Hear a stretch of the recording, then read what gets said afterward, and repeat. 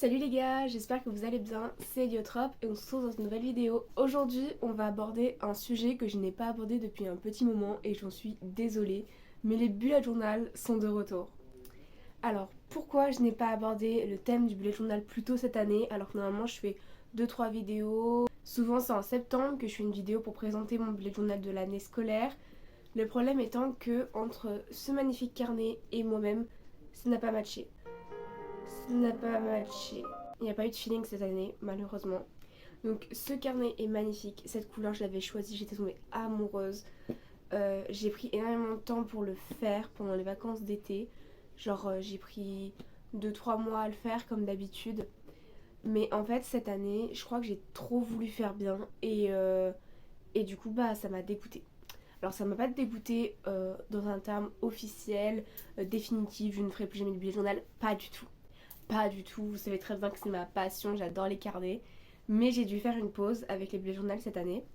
Parce que le bullet journal que j'ai tant pris de temps à faire pendant les vacances, je l'utilise pas cette année. Du coup je le mets à jour quand je l'utilise, mais il est très rare qu'il soit mis à jour. Il n'est même pas fini, la moitié des pages de garde des mois ne sont pas décorées. Il y a plein de pages qui ne sont pas finies, qui ne sont pas faites, même pas encore réfléchies. Vraiment, c'est pas maintenant, alors qu'on est presque en décembre, que je vais finir ce bullet journal. Cette année, du coup, ce sera un flop pour moi aux côtés du bullet journal. Alors bien sûr, dans la suite de la vidéo, je vais quand même vous montrer ce que j'ai fait cette année, parce que j'ai quand même fait des choses qui sont bien, mais c'est juste que ça ne me correspondait pas. Je n'ai finalement pas aimé ce que j'ai fait au final. Savoir que c'est la première fois que je galère autant à en faire un. Il y a pratiquement minimum la moitié des mois que j'ai dû refaire parce que ce que je faisais ça ne me plaisait pas. En fait quand j'aime pas mon travail ça se ressent parce qu'après le bullet journal je l'utilise pas. L'année prochaine je sais pas si je ferai un bullet journal comme ceci. J'en achèterai un déjà tout fait. Un déjà tout fait un peu que tu peux personnaliser mais que il est quand même dans les bases faits, ce qui me simplifiera la tâche et qui sera plus rapide. Alors après je sais pas encore chez qui je vais l'acheter. J'ai deux idées en tête. Soit la boutique de Margot qui est une youtubeuse qui vend papeterie, bullet journal, washi tape, etc. Soit chez Lineas Paper, si je me trompe pas dans le nom. C'est une tiktokeuse et une instagrammeuse qui fait des carnets personnalisés et en fait elle fait toutes sortes de styles et soit je commanderai en mode agenda, soit bullet journal. Dans tous les cas, je pense que l'année prochaine j'en achèterai un déjà tout fait. Ou alors si j'en achète un que je fais moi-même, je vais arrêter d'aller dans l'excès et je vais aller au plus simple. Parce que je vous le rappelle, le bullet journal à la base, c'est surtout un outil d'organisation et que tout ce qui est esthétique et décoration, c'est en deuxième plan. Donc peut-être que l'année prochaine, je ferai quelque chose de plus juste minimaliste, ce qui sera quand même joli, ce qui me donnera envie de l'utiliser, mais qui me demandera moins de temps, de réflexion, etc. et qui au final fait que j'aimerais pas le travail que j'ai fait. Voilà. J'espère pas avoir trop parlé, mais c'était important pour moi de vous dire pourquoi j'avais pas fait de vidéo bullet journal et pourquoi cette année ça n'avait pas matché. Désolée, je parle un peu du nez, je sors d'une semaine de maladie, c'était horrible. Bref. Pour ce qui est de ce bullet journal, du coup, on revient sur le sujet de la vidéo, je suis désolée. Alors, c'est un bullet journal que j'ai acheté à Rougier et Play, pour ceux qui connaissent. Souvent, les gens connaissent pas ce magasin, c'est très drôle. Alors, pourtant, il y en a un peu partout en France. Alors, il était à 22€, mais il y avait une réduction, donc il m'avait coûté 20€. Et j'étais tombée amoureuse de cette couleur. Je pouvais pas partir sans cette couleur, donc vraiment, elle est magnifique. Bon, vous avez pas, évidemment, vous n'avez pas le même rendu en caméra que moi en réel, mais vraiment, petit vert olive là, parfait. Donc vraiment magnifique. Je vous laisse avec le plan spécial bullet journal et on se retrouve à la fin. Du coup, c'est parti. Donc je cache la première page car il y a des infos personnelles pour me retrouver si jamais je perds mon bullet journal. Ce que je vous conseille également de faire car un bullet journal perdu, c'est vraiment du temps perdu.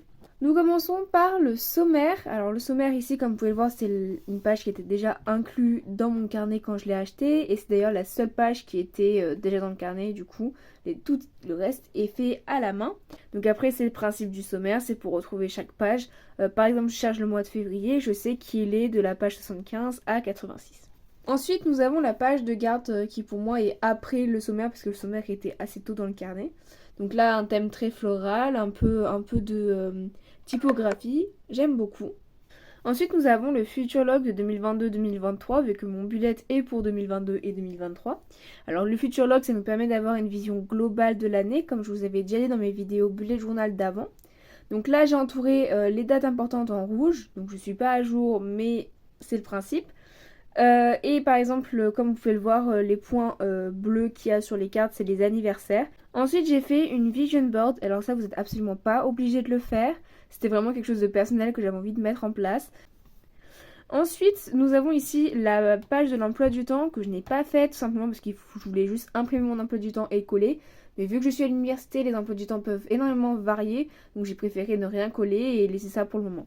Comme toute année scolaire, ça se commence par le mois de septembre. Donc ici, je suis partie sur un thème bleu, comme mes deux précédents bullet journal qui ont été aussi un septembre bleu. Comme vous pouvez le voir, c'est la première fois que je fais ça dans un bullet journal, fonctionné par intercalaire. Donc une intercalaire est égale à une semaine. Les intercalaires ont été faites avec découpé, donc vraiment découpé intercalaire par intercalaire, et tous les mois fonctionnent ainsi. Donc c'est assez intéressant, je trouve. Et ensuite, c'est du washi tape pour les colorer et on reste dans le thème du mois en question. Donc une semaine pour moi cette année ça fonctionne comme ceci. Nous avons la bande de dessin ici qui rappelle le thème et nous avons les intercalaires toujours visibles sur le côté. Et ensuite nous avons lundi, mardi, mercredi, jeudi, vendredi et le week-end.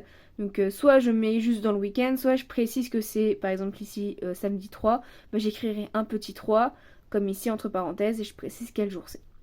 Et comme toujours, nous avons une vision globale du mois et la semaine en question surlignée pour savoir quelle semaine on est dans le mois. Voilà. Cette année, je n'ai pas fait la page des clés parce que j'ai considéré que c'était inutile, mais la page des clés nous permet d'avoir le code. Par exemple, dans la page des clés, nous aurions pu voir qu'un rond, c'est une tâche à faire ou un rendez-vous, et qu'une fois que c'est barré, c'est que c'est fait. La petite flèche ici, c'est pour dire que je l'ai reporté. Je peux aussi mettre une flèche dans l'autre sens pour dire que c'est avancé. Et quand le rond est barré, c'est pour dire que c'est annulé. Et quand je le barre comme ça, c'est pour dire que soit je me suis trompée, soit pas annulé mais pas fait en fait. Donc voilà, donc toutes les semaines fonctionnent ainsi. À la fin du mois, nous avons la page des trackers. Donc cette année, j'ai fait pas mal de trackers. J'ai mis celui des cours pour savoir quand est-ce que je vais en cours, les jours où je révise, les jours où je travaille, donc le temps de trouver un travail, les jours où je fais du sport, les jours où je fais du social, donc je parle avec des gens, avec la famille, etc. Les jours où je dépense de l'argent, les jours où je lis et les jours où je suis créative, donc je vais faire du dessin, du YouTube, du site internet, etc. Ici, c'est une page que j'ai mis mais que je regrette d'avoir mis malheureusement. C'est le One Line a Day, c'est pour en fait écrire une ligne par jour de soit des choses qui nous ont encouragés, des choses qui nous ont inspirés ou même des choses dans lesquelles on est reconnaissante dans la journée. J'ai toujours eu du mal avec ce principe, j'ai voulu le mettre en place mais c'est vraiment pas fait pour moi. Donc l'année prochaine, je sais qu'il ne faut pas que je fasse ce genre de page.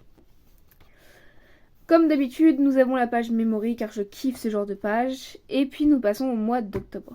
Alors le mois d'octobre, comme d'habitude, un peu le thème du orange, mais cette fois c'est pas les citrouilles, mais bien les toiles d'araignée, comme c'est possible de le voir.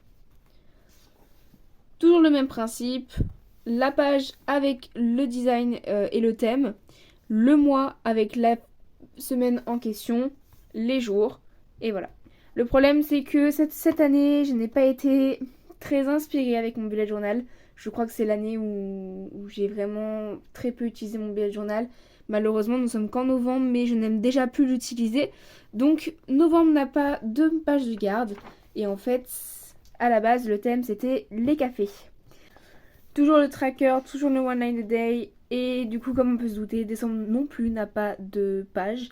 Mais c'est le thème bleu. Et en fait, ce sont les sucres d'orge.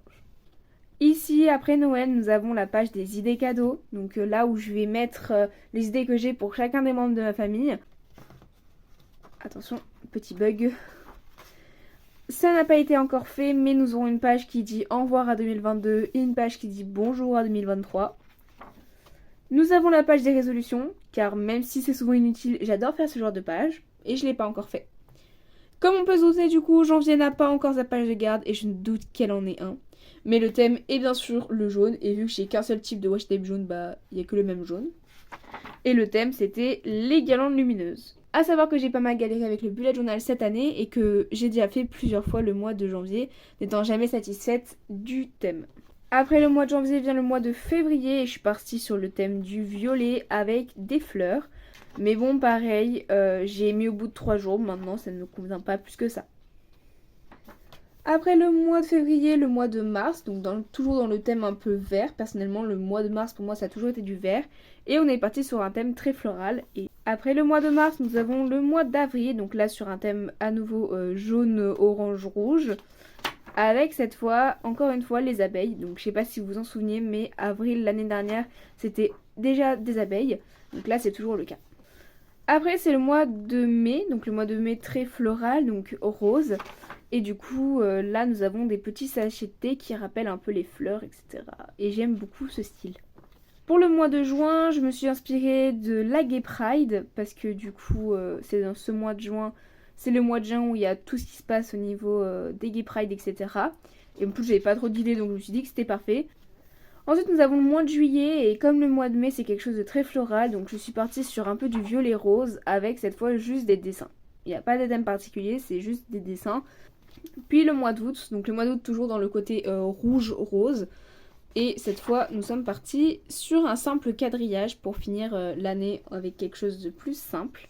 Après tous les mois, vous savez très bien qu'il y a d'autres pages encore, ce n'est pas totalement fini. Là, ce sera une page pour l'organisation de mes vacances d'été, en fonction de comment fonctionnent mes vacances et si je m'organise ou pas. Donc c'est une page qui est pour le moment vide. Nous avons une page pour mon anniversaire, parce que mon anniversaire c'est en août, donc ce n'est pas gênant que ce soit juste après. Donc là c'est la page d'anniversaire où ce sera pour sûrement une page souvenir ou une page de mes envies, etc. Et ici photo anniversaire car je compte faire un peu un memory, un collage de photos de ce jour-là, parce que j'aurai 19 ans. Nous avons le Period Tracker, donc pour ceux qui savent, c'est le tracker des règles pour les filles. Vous avez le Mood Tracker qui permet de savoir, d'avoir un tracker sur vos émotions, de savoir quel jour ça n'a pas été et quel jour ça a été. Personnellement, je triche parce que quand je ne sais pas, parce que je ne suis pas à jour dans mon Mood Tracker, je mets souvent que c'est une bonne journée, même si c'est pas forcément le cas. Donc comme on peut le voir ici, là, ça ne veut pas dire que c'était forcément des bonnes journées, c'est juste que j'ai oublié de le mettre. Ensuite, nous avons le tracker des films. Alors, vous n'êtes pas obligé de le mettre, c'est une page que j'aime personnellement beaucoup. Je fais ce design parce que ça me donne l'impression que c'est les tickets de cinéma comme dans les années 90. Je trouve ça très sympathique. Sachant que les numéros qu'on voit ici, c'est pas des numéros au hasard, c'est la date à laquelle ils ont été vus. Je mets une note sur 5 et je mets le titre du film. Alors, encore une fois, ici, je ne suis pas à jour. J'ai mis le premier film que j'ai vu, puis j'ai pas mis le reste, mais j'ai déjà vu d'autres films entre temps. Je suis allée 2 fois au cinéma. Ici, c'est le book tracker, ce qui permet de savoir, pareil que pour les films, le livre quand je le lis. Donc je mets le titre du livre, l'écrivain entre parenthèses, la date de début de lecture, la date de fin de lecture. Là, par exemple, le voir, j'ai pas mis de fin et j'ai barré, ça veut dire que je ne l'ai pas fini et je le finirai pas. Et après, quand je fais une petite flèche comme ça veut dire que je l'ai lu et après je note sur 5. D'ailleurs, là, je suis pas à jour. Ce livre-là, je l'ai fini hier et je vais en commencer un autre aujourd'hui. Ici, c'est une page aussi pour le book tracker, mais pour le moment, je la laisse en suspens parce que je ne sais pas encore vraiment comment faire. Nous avons le YouTube Tracker, c'est ce qui me permet d'avoir une visuelle sur le nombre d'abonnés. Et ici, je mets les noms des vidéos et les dates quand elles sortent dans l'année, ce qui me permet d'avoir un suivi. Derrière, j'ai une page concernant l'université et comme on peut voir, j'ai pas écrit grand chose parce qu'en fait, tout ce que j'ai noté pour la rentrée était dans un autre carnet. Donc voilà, je n'ai pas jugé bon de reporter mes notes ici. D'ailleurs ici nous avons la page des notes qui pour moi n'a pas encore été utile, mais souvent ça peut l'être. Et ici, je vais pas tout vous montrer, voilà, mais en fait c'est la page des contacts où en fait j'ai le mail de tous mes professeurs à l'université, si jamais il y a un problème ou quoi que ce soit. Ici c'est censé être encore une page de notes, mais pareil, ce n'est pas finalisé parce que j'en ai pas besoin pour le moment. Et après c'est fini, il reste plusieurs pages un peu libres, si jamais je veux faire des rajouts de dernière minute. Et à la fin, comme chaque carnet acheté, il y a une petite pochette. Alors personnellement, j'ai des restants de pages coupées quand j'avais fait les intercalaires. Mais vous pouvez mettre n'importe quoi, des photos, des papiers utiles, etc. Voilà, on se retrouve en réel. Du coup voilà, j'espère que vous avez aimé le peu que vous ayez pu voir. Parce que comme je vous l'ai dit, ça n'a pas été fini et je crois qu'il ne sera jamais fini.